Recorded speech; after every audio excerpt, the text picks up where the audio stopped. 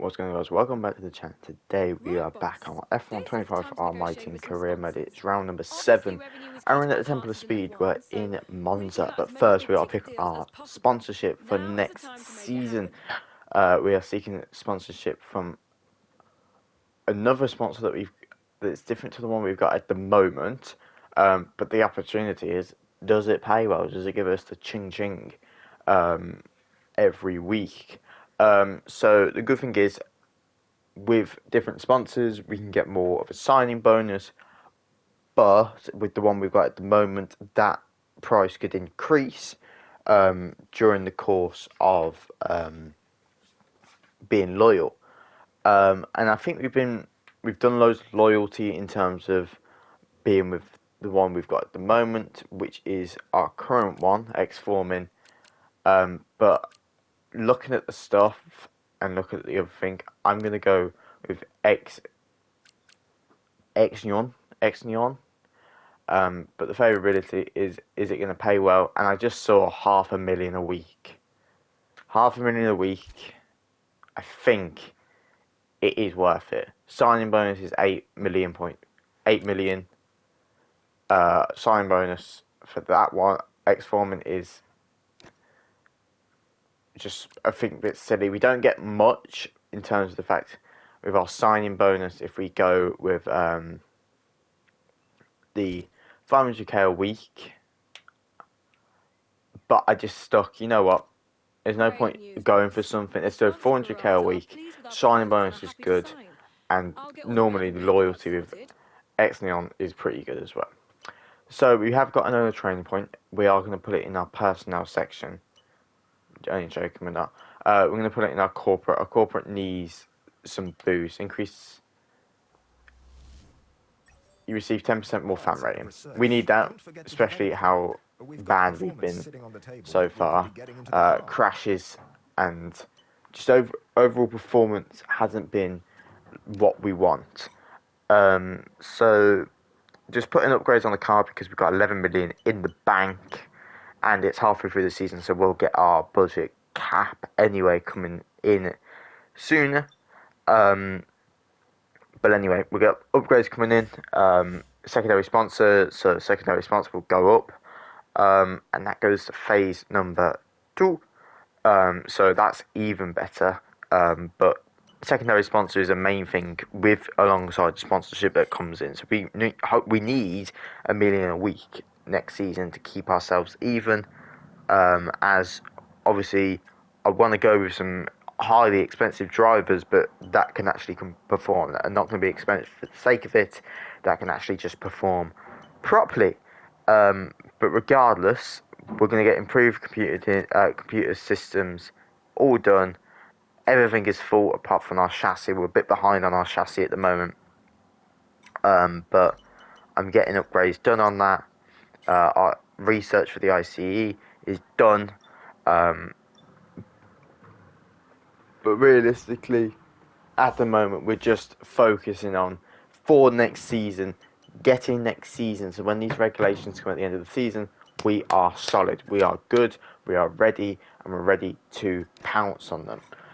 But the only bad thing about that, we haven't done a lot of upgrades compared to the other teams. So I'm trying to get the upgrades done, but I think after Texas, there's no point doing anything.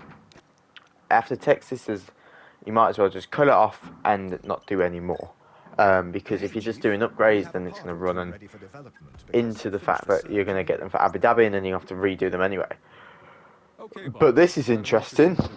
This is very interesting. Mr. Carlos Sainz wants to drive for LF Racing F1 team. I felt very strange when I saw this, but to me, I would actually take Carlos on the team. Quick driver, give him a quick car, he can perform. So we accepted it. We might as well accept it. The only thing is, how much does he want to drive? How much does he want from us? So he wants a 2.2 million annual salary. He wants a signing bonus of 3 million, and if it comes quick enough, we can get that penalty down. But I don't think we'll be struggling next season for stuff in performance.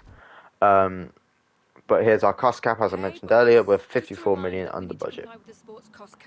So realistically, I don't know if I mentioned it the early on in the season, I don't think we had to go so far in extremism in terms of keeping the cost really low.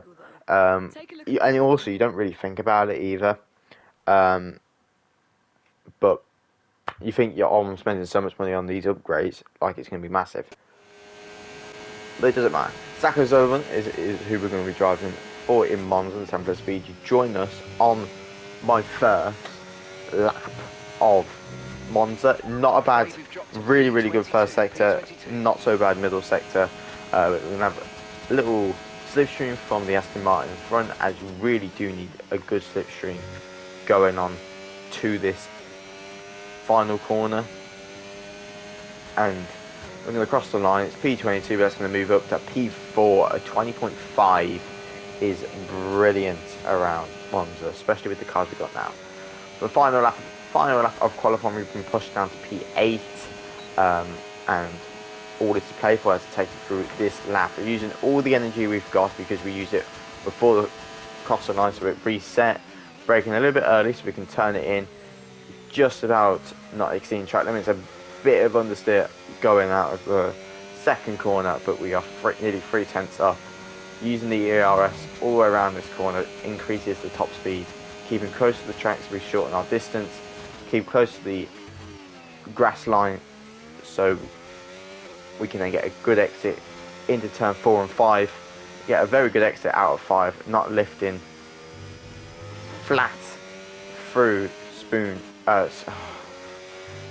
Lesmo 1, Lesmo 2, but up, it's going down a little bit. We had a bad exit under the bridge, and this is where you either make or break time, braking exactly what we need to do, but we're very deep, extremely deep, and that cost us a lot of time. That massive gain that we did going through Lesmo 1 and Lesmo 2, yeah, that's gone. And to make it even worse, we go on the grass. Oh, we've been pushed down to P15, and we've just lost potential pole position.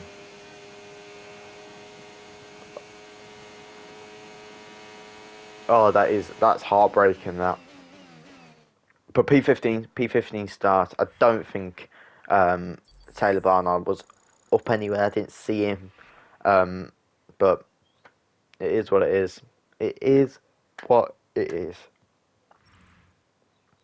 But yeah, Taylor Barnard not even the top 14. Charles Leclerc on pole. Lewis Hamilton not having a good start. I mean, look at the Ocon and the kick sour flip here now. P21, P15. Let's go to the grid. A difficult race awaits these drivers here in Monza, but glory awaits too at the Italian Grand Prix.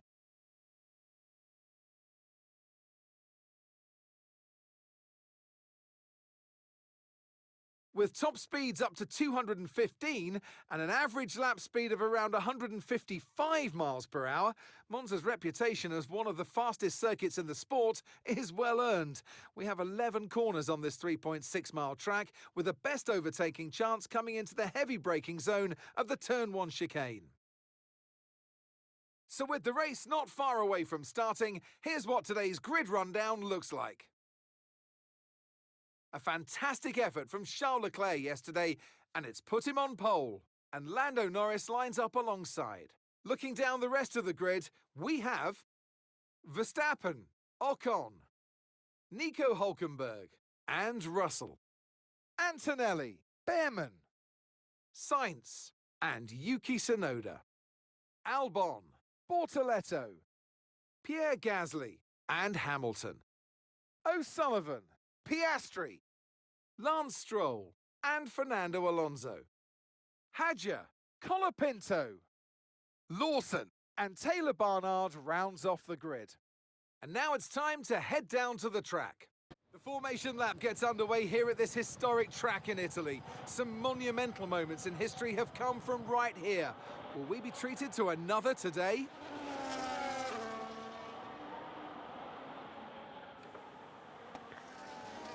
As you can see, we are starting on the mediums. We're going to try our best.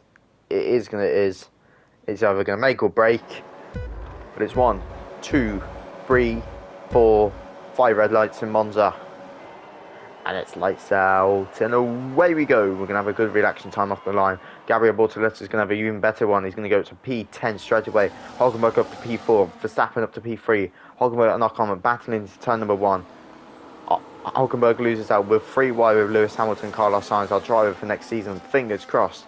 And we get both of them off the line. P11 from P15. We're going to make our move on Ollie Behrman around the left-hand side. We'll do a Sebastian Vettel move. We're going to fake to the left, fake to the right. And we're going to get the move done on Gabriel Bortoletti, who had an electric start off the line. But down into Lesmo 1, we're catching Kimi Antonelli. Antonelli on the hards. We need to make this move quickly and efficiently as possible as his tyres are warming up. Not bad temps. Should have put a little bit less fuel on the car, but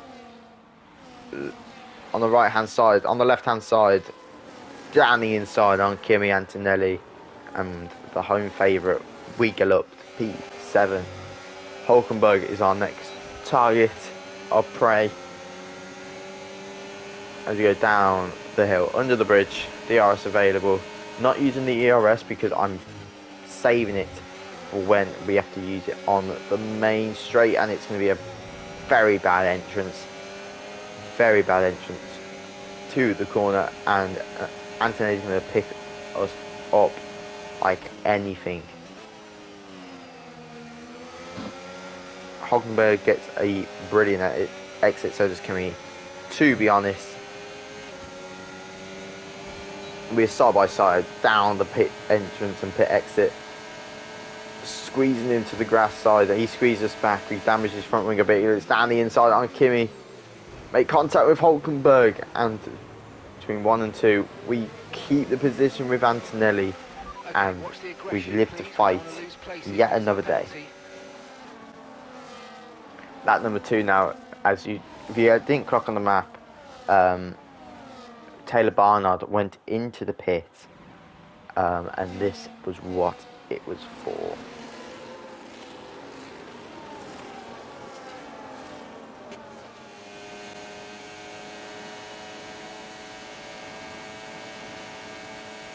But on lap number 6 now, we're going to dive down the inside on Nico Hulkenberg, which is a driver I want signed for next season. He's been electric.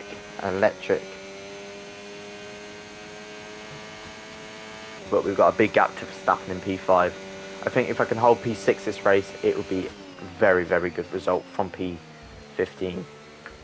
But just easing the tyres, easing them around the lap. Lap number 8. Few people pitting, Ocon and Verstappen in. Charles is in, so that leaves Lando and Russell out there with a good fight. We got Behrman behind us. We're going to try and bide our time,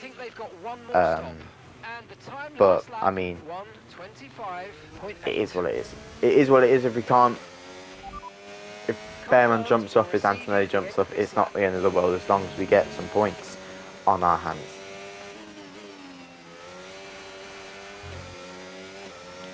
But a little bit shaky. Lap number 10. Norris or Russell hasn't pitted, but to be fair, the medium tyre has been, a brilliant tyre. It's been a brilliant one to race on. It hasn't been wary. It's been a bit slidey. It's been a bit annoying at times, but to be fair, it has driven well. And to be fair, if I could I'd do the whole race on them, because it's absolutely amazing to drive.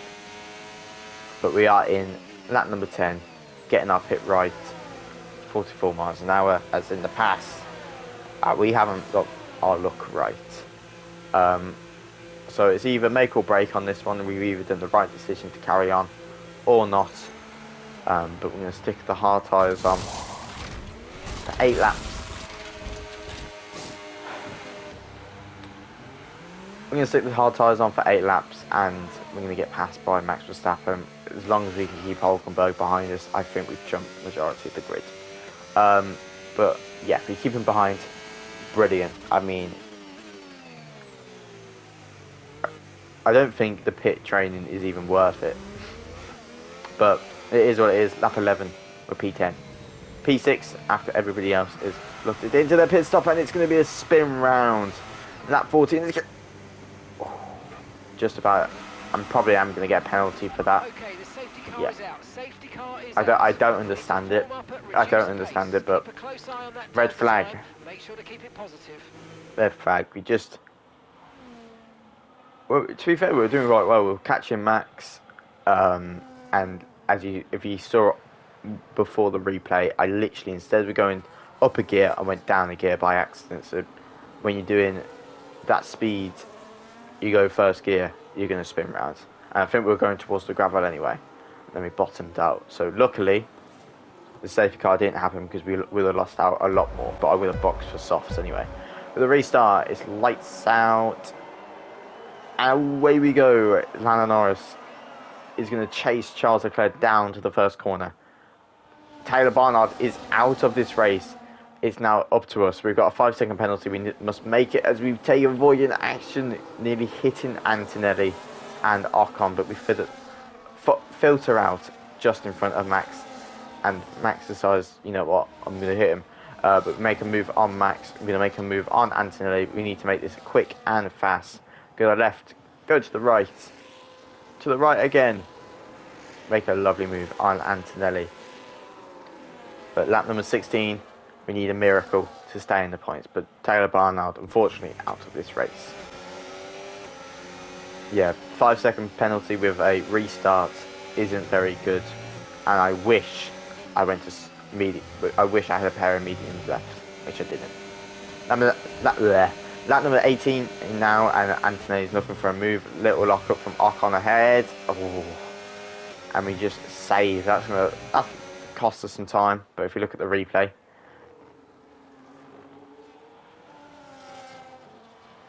that could have been bad if it was a little bit worse. A little bit worse. It's a little bit of an overreaction.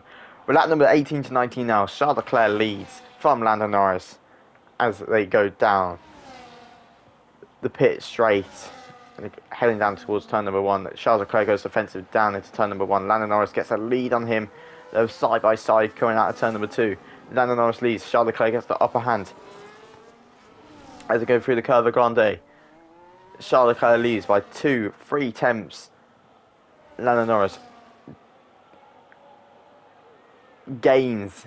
Charles Leclerc leads still as they approach Lesmo 1 and 2, the last DRS zone of this race.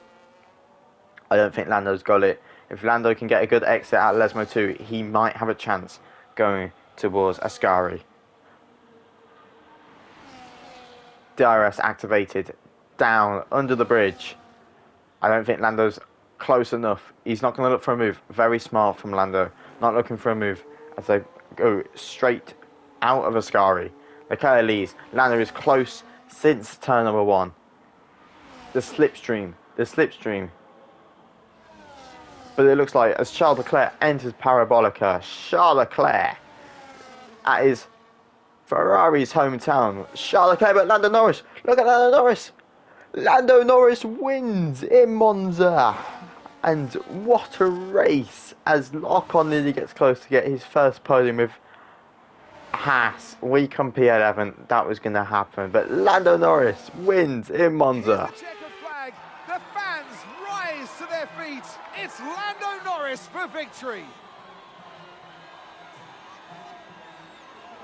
Well, another race victory today, and you can clearly see they're starting to believe in themselves more and more. You get to a stage, Crofty, where you become very hard to beat as a driver when you keep putting in performances like this one. It's time to bring out the bubbly and spray it around. It's our podium celebrations. He holds the trophy aloft, and why shouldn't he? A richly deserved win today for Lando Norris.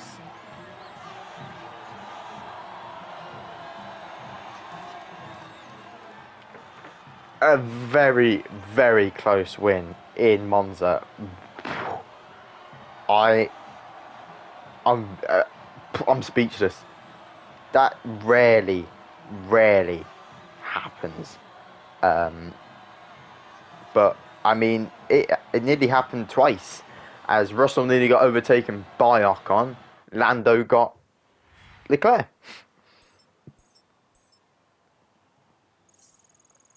But regardless of what happened, Lando Norris wins. That increases his shot in the It's been an championship. absolutely wild weekend. Fortunately, of we came Formula One P11. action, and I We were can't wait to see extremely what's close to next. P10, as you can see, 3 tenths to P10. But it is what it is. It is what it is, and it's only going to get better from here. As next we go to Singapore, my favourite track in the world. But yeah, very good race, 52-minute race. Whew. But yeah, I nearly forgot my best segment of these videos. Daily Bible verse, rejoicing in hope, patient in tribulation, continuing instant in prayer. Romans 12:12, and I think that relates to this race, really. But I hope you guys enjoyed.